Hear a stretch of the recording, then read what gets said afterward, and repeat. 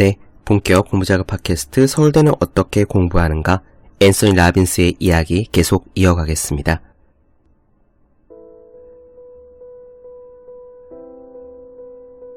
만일 나도 정말 그런 결단을 내리고 싶어. 하지만 나는 진짜 어려움을 겪고 있어서 라고 생각하면서 주저하고 있다면 에드 로버츠라는 내 친구의 이야기를 들어보라. 그는 휠체어에 의지해 사는 평범한 사람이었지만 자신이 가지고 있는 신체적 한계를 깨야겠다는 결단이 그를 비범한 사람으로 만들었다. 에드는 14살 때부터 목 아래쪽으로는 전혀 움직일 수 없었다. 낮에는 정상 생활을 하도록 도와주는 특별한 호흡 보조기구에 의존해야 됐고 밤에는 인공 허파에 의지하여 지낼 수밖에 없는 처지였다. 소아마비와 싸우면서 여러 번 목숨을 잃을 뻔한 그는 분명히 자신의 고통스러운 삶을 곱씹으며 살 수도 있었다. 하지만 그는 그렇게 사는 대신에 다른 사람들을 위해 공헌하는 데 일조하기로 마음을 먹었다. 그가 한 일은 무엇이었을까? 그는 지난 15년 동안 신체 장애인에 대한 사람들의 편견에 맞서 그들을 교육시키고 휠체어용 도로를 만들고 장애인 주차 공간을 확보하고 벽에 손잡이 봉을 설치하는 것에 이르기까지 모든 일들을 닥치는 대로 벌였다. 그는 목 아래가 마비된 장애인으로서는 최초로 캘리포니아 버클리 대학을 졸업했다. 그리고 캘리포니아 주 정부에 장애인들을 위한 일을 할 수 있는 공식적인 자리를 만들어달라고 요구해 장애인 재활부의 이사를 역임했다. 에드 로버츠는 어디에서 출발하는 것이 아니라 어디로 가겠다고 결정을 내리는 것이 중요하다는 것을 보여주는 훌륭한 예이다. 그의 모든 행동은 단 하나의 강력한 결단을 내린 순간에 기초를 두고 있다. 우리가 정말로 진정한 결단을 내린다면 우리는 이 인생에서 무엇을 이룰 수 있을 것인가? 많은 사람들이 나도 그런 결단을 내리고 싶지만 내 인생을 어떻게 바꿔야 할지 잘 모르겠어요 라고 말한다. 그들은 꿈을 어떻게 현실로 만드는지 정확히 알지 못한다는 두려움 때문에 몸이 굳어있다. 따라서 스스로 위대한 인생으로 거듭날 수 있는 결단을 내리지 못하고 있다. 어떻게 결과를 만들어내는지를 처음부터 알아야만 되는 것은 아니다. 중요한 것은, 정말로 중요한 것은 어떤 일이 있어도 그 방법을 알아내겠다고 결심하는 것이다. 우리가 원하는 모든 것을 이루는 최고 성공 공식이 이 세상에는 있다. 그것은 4단계로 이루어져 있는데 이렇다. 첫째, 자신이 원하는 것을 결정하라. 둘째, 그것을 위한 행동을 하라. 셋째, 제대로 가고 있는 것과 잘못되고 있는 것을 찾아내라. 넷째, 자신이 원하는 것을 이룰 때까지 그 방법을 바꿔가면서 단지 계속해라. 이것이 최고 성공 공식이다. 결과를 만들어내겠다는 결정을 하는 것이 시작이다. 만일 우리가 무엇을 원하는지 결정하고 그것을 위한 행동을 취하고 그 결과로부터 배우고 방법을 바꾸어가며 계속하기만 한다면 결국 결과를 이뤄낼 계기가 찾아올 거다. 우리가 어떤 일을 하겠다는 결단을 내리자마자 그것을 해내는 방법은 머지않아 우리 앞에 나타나게 될 것이다. 괴테는 이렇게 말했다. 시작과 창조의 모든 행동에 한 가지 기본적인 진리가 있다. 그것은 우리가 진정으로 하겠다는 결단을 내린 순간 그때부터 하늘도 움직이기 시작한다는 것이다. 만일 결단을 내리는 것이 이렇게 간단하고도 강력한 효과가 있다면 왜 사람들은 나이키 광고가 Just do it 하듯이 하지 못하는가? 내가 생각하기에 가장 큰 이유는 우리들 대부분이 진정한 결단을 내리는 것이 무엇을 의미하는지 그것을 모르고 있기 때문이다. 우리는 내적으로 일치된 집중력, 곧 결단이 일으키는 변화의 힘이 얼마나 큰지 잘 모르고 있다. 대부분 결단이란 말을 너무나 오랫동안 쉽게 사용해왔기 때문에 결단이란 말을 남발해 왔기 때문에 그것을 단지 소망을 표현하는 것처럼 생각한다. 결단을 내리기보다는 그냥 그랬으면 좀 좋겠어 하는 말을 해온 거다. 진정한 결단을 내린다는 것은 담배를 좀 끊고 싶은데처럼 말하는 것이 아니라 다른 선택의 가능성을 아예 배제시키는 거다. 진정한 결단을 내린다는 것은 어떤 결과를 도출하기로 결정을 내려서 그와는 다른 선택의 가능성을 아예 잘라버린다는 뜻이다. 다시는 담배를 피우지 않겠다고 진정으로 결단할 때 그것으로 끝난 거다. 담배를 다시 피울 가능성에 대해 더 이상 생각조차 하지 않는 거다. 이런 종류의 명쾌함은 우리에게 힘을 준다. 이런 명쾌함을 가지면 인생에서 원하는 결과를 생산할 수 있다. 단지 오랫동안 이런 결단을 내려보지 못했기 때문에 그 느낌이 어떤 것인지 잊어버렸다는 게 어려울 뿐이다. 우리는 결단을 내리는 데 있어서 연약한 근육을 가지고 있는 셈이다. 사람들은 결단을 너무나 내리지 못해서 저녁에 무엇을 먹을지 결정하는 것조차 어려워한다. 그러면 어떻게 이 근육을 강화할 수 있을까? 연습을 하면 된다. 더 좋은 결단을 내리는 방법은 결단을 많이 해보는 거다. 다른 기술을 배우는 것과 마찬가지로 결단을 내리는 것도 자주 경험할수록 발전한다.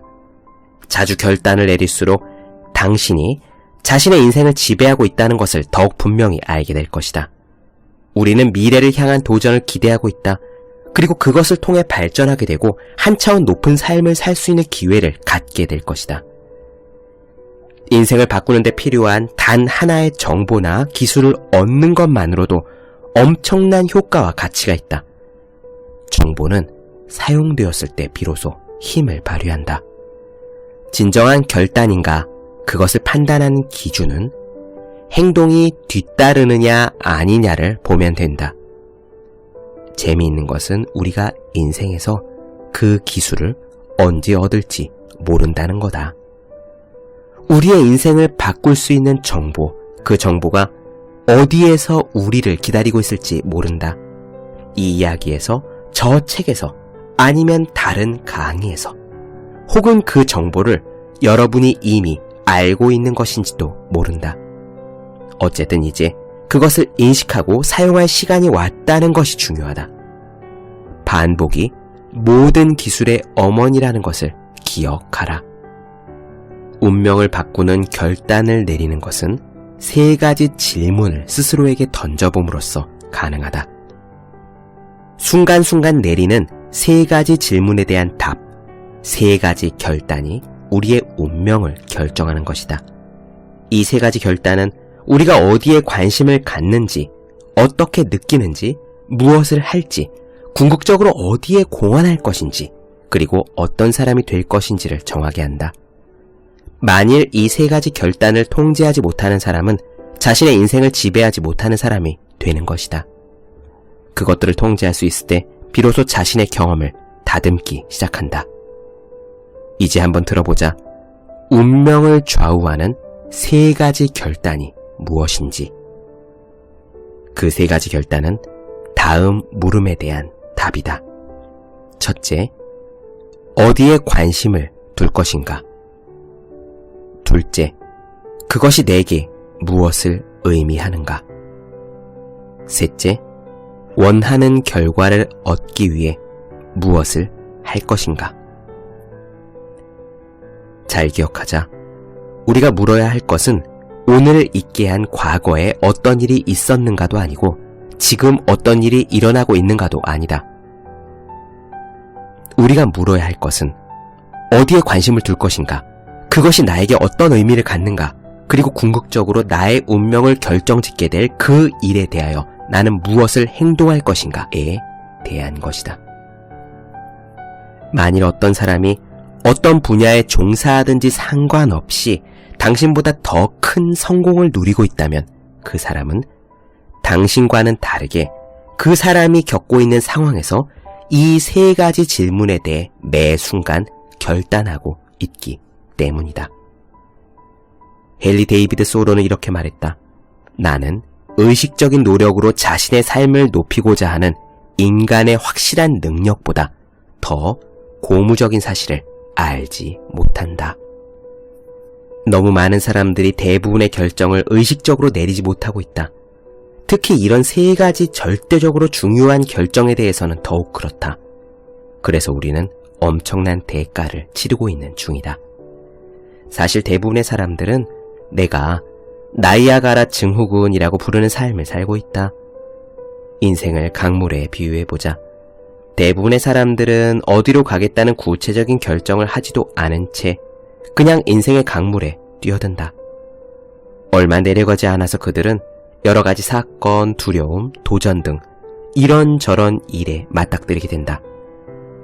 그들은 더 큰 강으로 들어가는 분기점에서도 어디로 가길 바라는지 또는 어느 방향으로 가야 좋은지 의식적으로 결정하지 못한다. 그들은 그냥 인생의 물줄기를 따라 흘러갈 뿐이다. 그들은 자신의 가치관이 아니라 사회적인 환경에 휘둘리는 집단의 일원이 된다. 결과적으로 그들은 잘못되어 가고 있음을 어느 순간 느낀다. 이렇게 무의식적인 상태로 살다가 어느 날 갑자기 물살이 빨라지고 요동을 치는 소리에 놀라 깨어나게 된다. 그리고 그때 바로 몇 미터 앞에 나이아가라 폭포가 있음을 발견하지만 그 순간 아 하고 한탄한다고 해도 때는 이미 늦었다. 폭포를 향해 갈수록 물살은 점점 더 빨라진다. 결국 물과 함께 폭포의 낭떠러지로 추락한다. 그 추락은 감정의 추락이기도 하고 신체적인 추락 또는 경제적인 추락이 될 수도 있다. 만약 그 이전에 상류에 있을 때 물살이 그렇게 빠르지 않을 때 우리가 더 나은 결단을 내렸다면 나이아가라 폭포를 맞닥뜨릴 그 문제를 예방할 수 있었을 거다. 만일 거세게 흐르는 강줄기에 빠진 채로 흘러가고 있다면 어떻게 해야 할 것인가? 미친 듯이 노를 저어 새로운 방향으로 나가든지 아니면 새로운 계획을 세워야만 한다. 당신이 원하는 방향을 정하고 그 길을 따라가면서 좋은 결단을 내릴 계획을 짰어야 한다.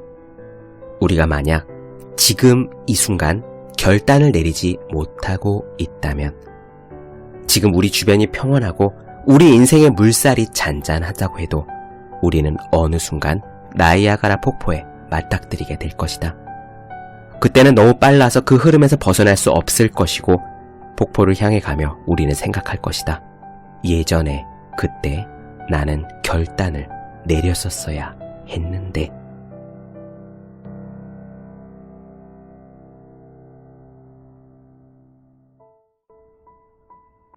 네, 본격 공부자극 팟캐스트 서울대는 어떻게 공부하는가? 우린 지금 앤서니 라빈스의 내 안에 잠든 거인을 깨워라 나눠드리고 있습니다. 오늘은 결단에 대한 이야기를 했고요. 다음 시간에 결단에 대한 내용 조금 더 이어가도록 해보죠. 더 많은 이야기가 궁금하신 분들, 질문사항 있으신 분들은 네이버 블로그 생의 즐거운 편지, 다음 카카오 브런치 한재우의 브런치, 인스타그램에서 해시태그 서울대는 어떻게 공부하는가 검색해 주시면 되겠습니다. 또 매일매일 공부하시는 분들, 여러분 주변에 매일매일 공부하시는 그분들을 위해서요. 하루 한 페이지씩 읽고 공부할 의지를 북돋는 책, 보기만 해도 공부하고 싶어지는 365 공부 비타민을 선물해 주시면 좋겠습니다. 오늘 여기까지 할게요. 저는 다음 시간에 뵙겠습니다. 여러분 모두 열심히 공부하십시오. 저도 열심히 하겠습니다.